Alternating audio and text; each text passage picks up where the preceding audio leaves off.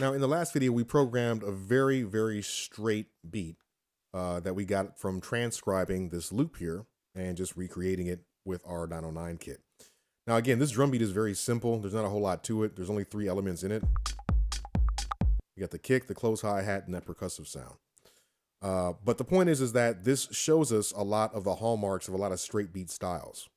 So I'm going to go ahead and delete this audio clip. And I'm going to go ahead and delete this MIDI clip as well.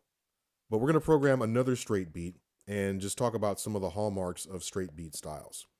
Now, again, I'm doing this in a very general sort of way. So if you're a hardcore purist for, a certain type of house or techno or whatever, please don't get offended if I don't cover it the exact way that your favorite producer does. It's more about the overall techniques and being able to take these techniques and apply them in your own unique way. So with that said, we have our 909 kit here.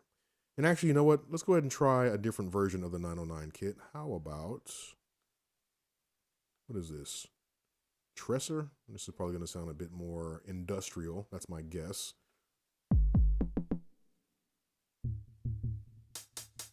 Ew, so fancy. Okay.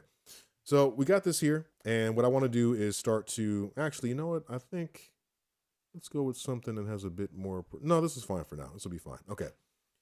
So, talking about straight beat styles, some of the main things that you'll notice in straight beat styles. One is that the tempo is almost always going to be somewhere between 120 and like 135.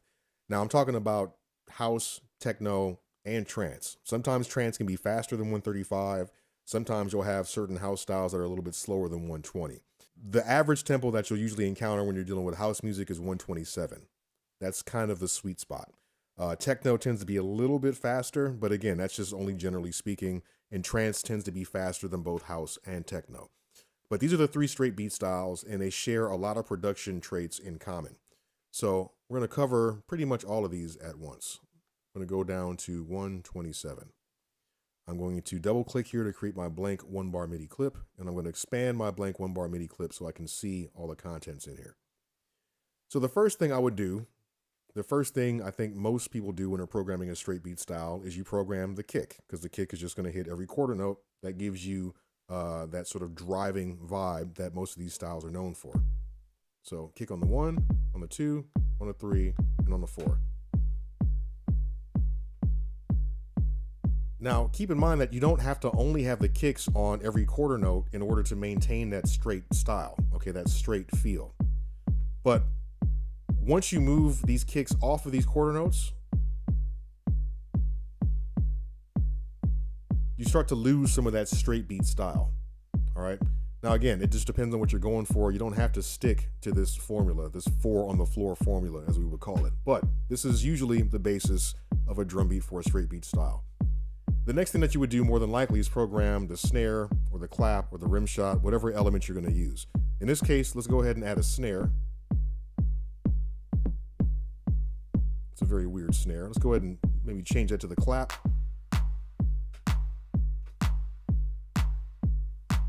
Nice. A little bit of reverb on there.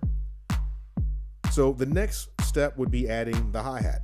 Okay, the 3 most important elements of the drums would be the kick, the snare, or in this case the clap, and the hi-hat. Now, usually it's going to be a hi-hat that plays on the and of the beats, every other 8th note. The 8th note's in between the beats.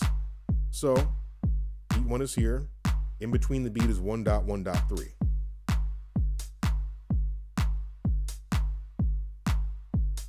Now, something like this, more minimal like this, you might hear more from like a techno or something.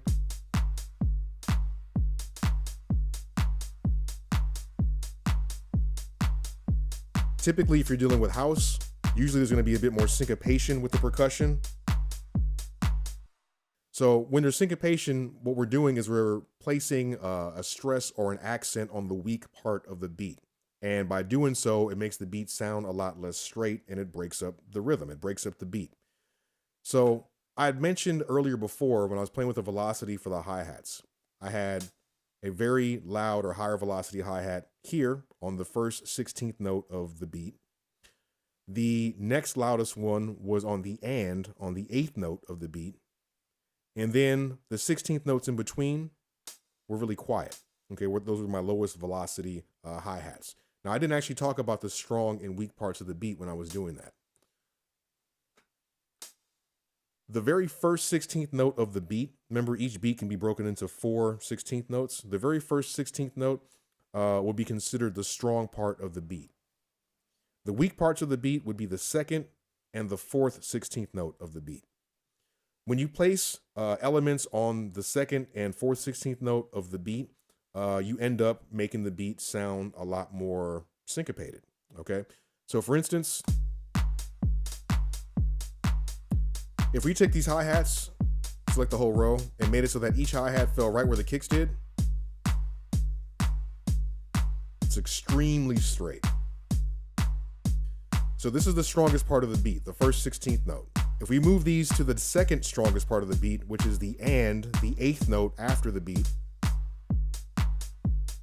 that's the result. So even though it's not falling directly on the beat, the hi-hats still sound very straight. Now, if we choose to put the hi-hat on the second 16th note or the fourth 16th note of each beat, we're going to be putting the hi-hat on the weak part of the beat. Oops, there we go. Now, right now that sounds crazy because there's nothing balancing out the way that this is being syncopated. If I was to put another close hi-hat on the fourth 16th note of each beat,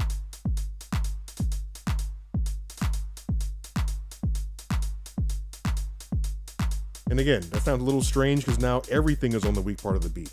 So if we can combine putting some things on the weak part of the beat and some things on the strong part of the beat, you end up with some very interesting syncopation. Now with straight beat styles, all the room for syncopation is typically coming from the percussion elements. So your kick drum is straight, just on the quarter notes. Your clap is going to be very straight on the second and the fourth beat of the bar. But with your percussion, you have room to add some syncopated elements. So let's see. How about we get our rim shot in here?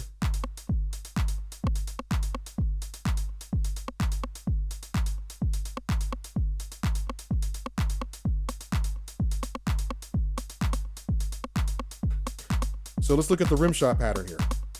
What I've done is I placed one rim shot on the fourth 16th note of the first beat. So that's the weak part of the beat. And the way that that hits before the next kick, it kind of leads you into that next kick drum. The next rim shot here, it's on the and of the second beat, so it still feels pretty straight. The next rim shot's on the and of the third beat, that also feels very straight. But the last one is on the second 16th note of the fourth beat. So that's adding some syncopation as well. If we deactivate the hi-hats, if you just had the rim shot doing that, that would give you a nice amount of syncopation to break up the straight beat. Now, again, this would work for house or for techno. If you're dealing with trance, typically your tempo is going to be a little bit faster, and there's really not going to be any syncopation. There's rarely syncopation in the rhythm of trance music. At least the trance music that I've heard. I've heard enough to come to that conclusion.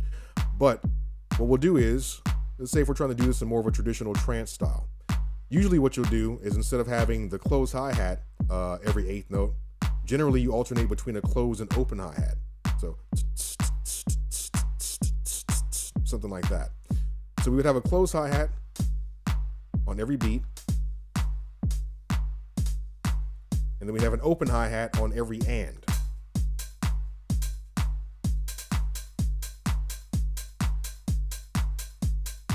And again, usually with trance, you're going to be a little bit faster than this.